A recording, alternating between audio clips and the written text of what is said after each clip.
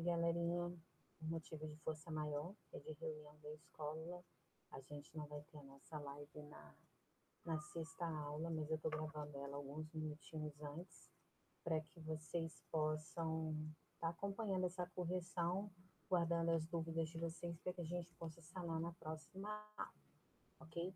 A gente está na matéria dos pronomes relativos, né? Que é a função sintática dos pronomes relativos até então aí. A gente tem revisado bastante com slides diferentes e feito correção de atividade, que é onde vocês tiram a dúvida de vocês. Se eu não me engano, eu passei para vocês a página 63 e 65 para que vocês estivessem respondendo para a gente poder corrigir, né? Que a nossa aula de hoje seria correção. Eu vou projetar minha tela aqui para vocês e a gente vai acompanhar essa correção aqui, ok? Bora lá então. Na página 63, tem um quadrinho aí, né? Leia os quadrinhos a seguir e responda as questões 1 e 2 aí. Acho que já projetou para vocês. Aí a gente vai. Estou pegando meu livro para poder acompanhar, porque aqui fica bem clarinho o slide não, a projeção para mim. Ágata, qualquer gato que se preze começa a cantar e a miar em plena meia-noite. E eu não vou ficar para trás. E eu não vou ficar atrás. Miau. O que eu jogo nele? O que eu jogo? Diga alguma coisa, gaturro. Deixe sua mensagem após o sinal. Ou seja, né? Ele jogou o telefone no gato. O gato, como estava miando com a boca extremamente arreganhada, engoliu o telefone aí, né? E acabou dizendo aquela mensagem que qualquer gravadora diz, né? Deixe sua mensagem após o sinal. E cheio de onomatopeias aqui, né? Gaturro quer cantar e miar à meia-noite. Considerando que Gaturro vive tentando conquistar o amor da gata Ágata, responda: por que isso é importante para ele? Por que para Gaturro é importante, né? Tá fazendo como é que diz? Essa onomatopeia, esse som aí, né? Acredita-se que por conta da sua identidade de gato aí, né? Ele quer chamar atenção, ele quer se mostrar perante a ela aí, né? Poder miar o mais alto possível aí, para que de alguma forma ele esteja impressionando a Ágata aí, né? Essa seria a principal função aí. Então, uma, por que isso é importante para ele? Para impressionar a Ágata, mostrando que é um gato, para impressionar a Ágata, mostrando que é um gato que faz o que quer. Aí eu tenho um B. Com que... É isso? É isso. Deixa eu subir um pouquinho. Aí. Com que Gaturro não contava? Horas. No final ali, né? Tarde da noite, ele miando, as pessoas querendo dormir, e a pessoa ali, né?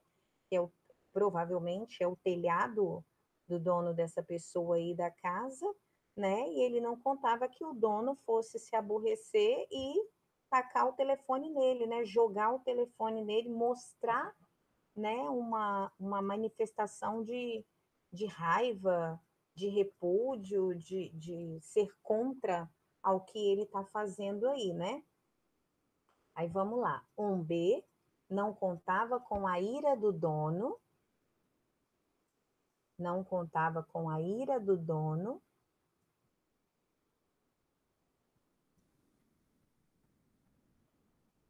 e nem que ele fosse jogar o telefone, que ele fosse arremessar o telefone, né? Isso, um B. Aí, 2. Releia o primeiro balão do primeiro quadrinho. Ágata, qualquer gato que se preze começa a cantar e a miar em plena meia-noite, e eu não vou ficar atrás. Identifique o pronome relativo empregado na fala de Gaturro. Ágata, qualquer gato que se preze. Então, 2A, que. Achei o pronome relativo que. Qual é o antecedente desse pronome? Ágata, qualquer gato que se preze. Que se preze aí se refere ao seu antecedente, que é aquele que vem antes, então é gato. Então, 2A, que, 2B, gato, 2C. Agora vem o que a gente estudou sobre função sintática. Primeiro, tá vendo os 3 passos que eu expliquei para vocês? Primeiro eu identifico, depois eu acho o antecedente, depois eu classifico esse pronome relativo, classificando, querendo ou não, o seu antecedente. Porque olha só, Ágata, qualquer gato que se preze. Quem se preza aí no caso? O gato. Então, se eu faço essa pergunta quem antes do verbo e acho uma resposta, lembra que essa pergunta é para achar sujeito? Então, eu achei o sujeito aí com a pergunta quem? Quem se preza? O gato, né? Qualquer gato no caso aí. Então, se o antecedente é gato e eu achei a classificação dele como sujeito, o pronome relativo referente a ele também vai ser sujeito. Então, letra C, sujeito. Aí, ó, letra A, que, letra B, gato, letra C, sujeito. Número 3, da página 63. Reconheça a função sintática dos pronomes relativos destacados nas frases a seguir. Aí já saiu da tirinha lá, né? A maior solidão é a do ser que não ama. A maior solidão é a do ser que se ausenta, que se defende, que se fecha, que se recusa a participar da vida humana. Nossa, que profundo, Jesus. A maior solidão é a do ser que não ama. A maior solidão é a do ser que se ausenta, que se defende, que se fecha, que se recusa a participar da vida humana. Todos os pronomes aqui dentro dessa frase têm uma mesma classificação, se refere ao mesmo ser, que no caso aí vai ser o sujeito. Não é isso? É o mesmo ser para todas as para todas os pronomes relativos aqui, né? O ser que não ama, o ser que se ausenta, o ser que se defende, o ser que se fecha, o ser que se recusa, o ser aí, no caso, é, né, o ser, a pessoa aí, é o sujeito. Então, a função sintática desse que também é sujeito. Então, 3 é letra A, não é isso? Função de sujeito. Letra A, 3A. 3B,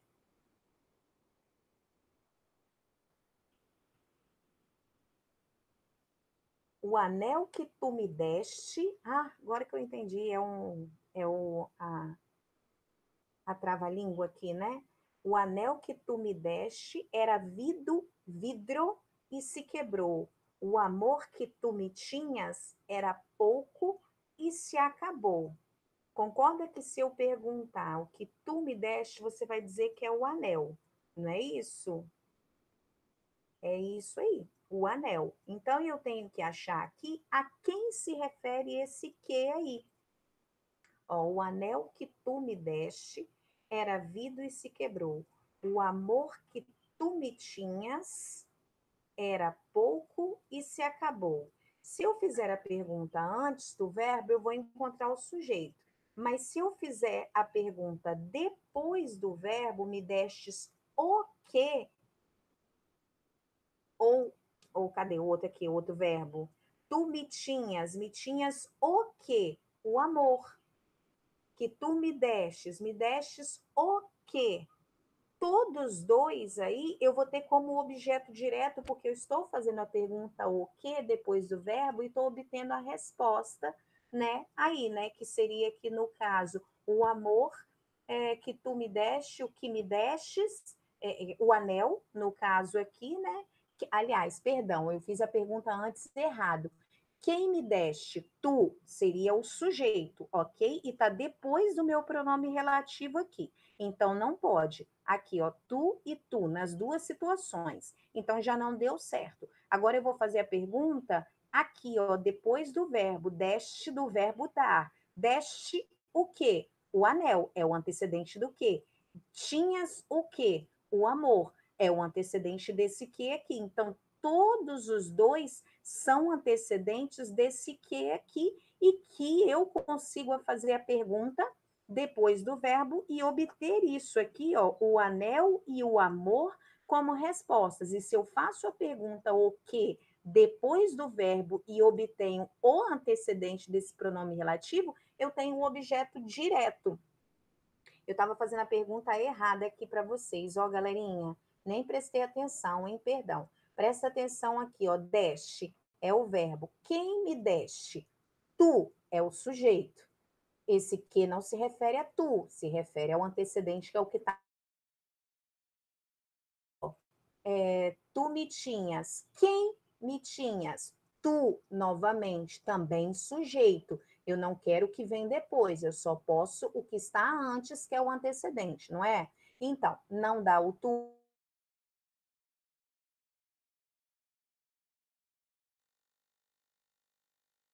de pronome. Destes o que? O anel. Tinhas o que? O amor. Achei o antecedente? Achei o que está antes? Achei. Que pergunta que você fez? O que depois do verbo? Fazer a pergunta o que depois do verbo, eu encontro o objeto direto. Então, ambos pronomes relativos que na letra B é objeto direto. OD. Ok? Próxima aí, ó. Não era esta a independência que eu sonhava, não era esta a república que eu sonhava, não era este o socialismo que eu sonhava, não era este o apocalipse que eu sonhava. Vamos lá fazer a primeira pergunta antes do verbo? Quem sonhava? Eu em todos. Eu quero quem? O antecedente. Então, eu tenho que fazer a minha segunda pergunta, até porque eu não tenho preposição aqui, tá vendo, galera? Então, eu esqueço objeto indireto. Agora, eu vou fazer a pergunta o quê? Depois do verbo. Professora, mas o eu aqui não pode ser, não? Não, porque o que, o pronome relativo, sempre se refere ao que vem antes. Não é isso? Então, já estou percebendo aqui que todos esses vão ter a mesma classificação. Sonhava o quê? Com a independência no caso aqui. Eu sonhava o quê? A república. Eu sonhava o quê? O socialismo. Eu sonhava o quê? No caso aqui, o apocalipse. Ou seja, eu fiz a pergunta o quê depois do verbo e obtive o antecedente aqui, ó. A independência, a república, o socialismo, o apocalipse. Por mais que cada um desse aqui, ó, sejam objetos diretos diferentes, todos fazem com que eu tenha a mesma classificação de objeto direto para todos esses pronomes relativos que aqui. Então, letra C, também objeto indireto. Passando mais adiante, a gente tem explicação na página 64, então não tem nada para fazer. A gente viu aqui o cujo, que é sempre adjunto adnominal, não utilizo o depois dele. Eu tenho o onde, a gente também viu a questão do onde aí, que está sempre indicando lugar e por isso vai ser adjunto adverbial. Aí chegou outra tirinha aqui, ó. Leia a história em quadrinho a seguir e responda 1 a 3. Tá pequenino aqui. Deixa eu tentar aumentar um pouquinho aqui, ó. Olha lá. Tava de bobeira, passando o olho sobre as futilidades que pipocam pela rede social. Até que uma frase chamou minha atenção. Opte por aquilo que faz o seu coração vibrar. Não costumo dar bola para esse tipo de coisa motivacional. Parece álbum de figurinhas de menina adolescente. Porém, confesso que essa me fez parar para pensar. O que tenho feito ultimamente que faz o meu coração vibrar? Parece que sempre estou aonde não deveria estar. Não queria esse emprego, não queria essa mulher, não queria essa cidade, não queria essa vida. Nunca tinha parado para pensar dessa forma. Compartilhar. Nossa, profundo, né? Então vamos lá para as perguntas. Observe as partes verbal e não verbal da história em quadrinhos. Verbal é tudo aquilo que está escrito aqui, né? Que esse personagem diz. E não verbal seriam as imagens. Nesse caso aqui, a parte escura, a fisionomia dele, enfim, tudo que possa me dar sentido aí, né? Na questão da fala. Aí eu tenho letra A. Não há balões de fala e toda não há balões de fala e toda a parte verbal é constituída pela voz do narrador, ou seja, não tem balãozinho de fala de que ele esteja falando, mas tem a fala de um narrador aí, possivelmente explicando o que ele pensa, né? Qual é a relação do narrador com a personagem retratada nos quadrinhos? O narrador é o próprio personagem aí no caso, né? Porque aqui não aparece a fala dele, mas introduz o raciocínio dele, o pensamento dele, porque ele põe a mão no queixo. Então, entende-se que é ele que está pensando tudo isso aí, né? Então, A, o narrador é a própria personagem retratada nos quadrinhos. O narrador é a própria personagem retratada nos quadrinhos. B,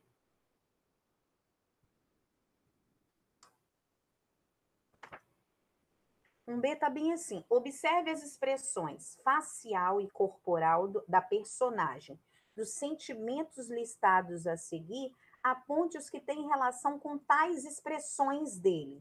Então, vamos lá. Eu tenho inquietação, né? Tem hora que ele está de uma forma, tem hora que ele está de outra.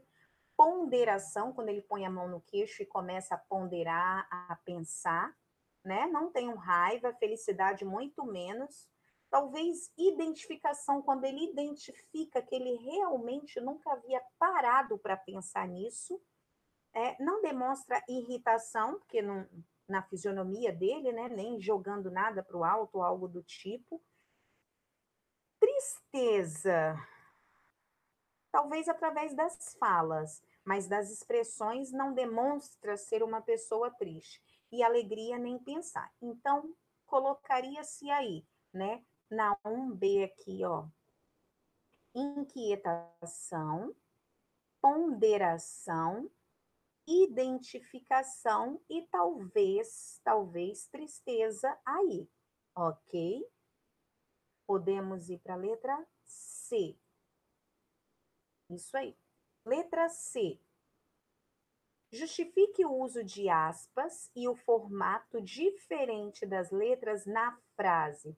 Opte por aquilo que faz o seu coração vibrar, considerando o contexto. Por que foi utilizado aí as aspas? Provavelmente porque é um pensamento tirado de algum lugar, não é assim que acontece quando a gente tem um texto e dentro desse texto tem um outro texto ou uma citação aí, no caso, que está entre aspas. É porque foi retirado, é uma frase de uma outra pessoa aí, no caso, né? Então, vamos lá. Indica, essa é a C, né? Isso. O uso das aspas indica o pensamento de um. Como é que eu posso utilizar? De uma outra pessoa que lhe vem à cabeça naquele momento.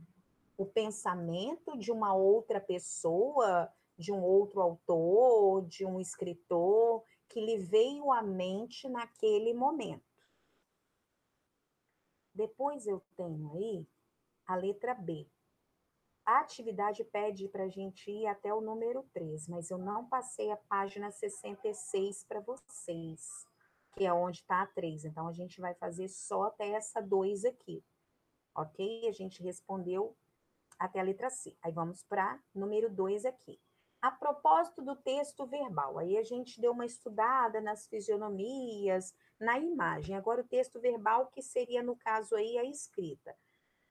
2A. Identifique expressões indicativas de informalidade na linguagem, que seja informal, galera, que seja aquilo que a gente são, que é a linguagem que a gente utiliza no dia a dia. Ó, eu tenho aqui em cima, quando ele utiliza aqui, ó, tava de bobeira, passando o olho também, que seria observando, né? Então, ó, tava de bobeira, passando o olho, isso mesmo. E aqui, cadê? Ó, eu vi aqui da pipoca, tá em algum lugar aqui, ó, do pipocam. Ai, não costumo. Dar bola também, né? Dar bola é outra. Ah, é isso mesmo. Aqui, ó, o pipocam. E pipocam pela rede social. Então, eu tenho tava de bobeira, passando o olho, pipocam na rede social e dar bola.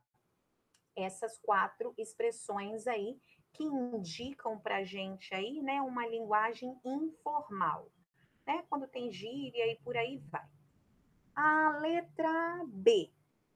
Identifique no primeiro quadrinho 2 ocorrências de pronome relativos e seus antecedentes. Então, eu tenho que achar aqui, no primeiro quadrinho, 2 pronomes relativos e as palavras anteriores a elas aí. Não é isso? Aqui, ó, o primeiro quadrinho. Tava de bobeira, passando o olho sobre as futilidades que... Opa, achei o primeiro que. O que eu tenho antes dele aqui, ó? As futilidades. Então, ó, a letra B, que e futilidades, já achei uma. Agora eu tenho que achar outra, ok? Então, letra B lá, que, futilidades. Depois eu tenho aqui, ó, provocam pela rede social até que uma. Aqui, ó, outro que. Até que uma frase chamou minha atenção. Até que uma frase chamou minha atenção. Esse outro que aqui. Não, gente, não é não, porque esse aqui não é pronome relativo, não. Porque não, ele não tem antecedente. É aqui, ó. Opte por aquilo que faz o seu coração vibrar. Opte por aquilo. Ou seja, achei esse pronome relativo e o antecedente dele é aquilo. Ok? Então, ó, que, futilidades, que, aquilo. Essa é a letra B. 2C. Como o narrador julga a frase, opte por aquilo que faz o seu coração. Cadê? Que faz o seu coração vibrar. É como se fosse uma frase motivacional, né? Como se estivesse dando motivação a ele aí, né? De dar atenção àquilo que o faz feliz, que faz o coração dele se sentir bem aí, né? Então é como se fosse um apelo motivacional, ok? Como se fosse um apelo motivacional. E letra D, observe o emprego do pronome aonde nos quadrinhos. Releia o box. Existe o pronome relativo aonde? Que está lá na página anterior e avalie seu emprego considerando o que diz a gramática normativa. A gente viu na nossa última videoaula aí sobre como utilizar esse pronome aonde, qual indicativo aí que eu uso. Deixa eu ver em que quadradinho está esse aonde. Não costumo dar bola para esse tipo de coisa motivacional, parece álbum de figurinhas de menino de adolescente, porém, confesso, não. O que tenho feito ultimamente que faz o meu coração vibrar, parece que sempre estou aonde, tá errado. Onde é lugar fixo, aonde é movimentação, é aonde ir, ok? E de onde vem. Onde lugar fixo, de onde vem e aonde vai. Existe o pronome relativo aonde? Sim, existe. Mas, de acordo com a norma padrão, ele deve ser empregado apenas quando acompanhado de verbos que indicam movimento, como ir, chegar, levar e etc. Assim são recomendadas as construções. O lugar onde estou é agradável, o lugar aonde vou é agradável. Quando o verbo rege a preposição de, podemos empregar donde, que quase não é utilizado, e de onde, que eu falei para vocês, o lugar donde ou de onde está vindo é agradável. Então, onde, lugar fixo aqui. De onde é de onde vem, de onde vem. E aonde é para onde vai, ok? Aí a pergunta aqui, ó, existe o sim, vamos colocar aí, né? E avalie seu emprego considerando o que a gramática diz. Está inadequado, pois não indica, sim, vírgula, está inadequado,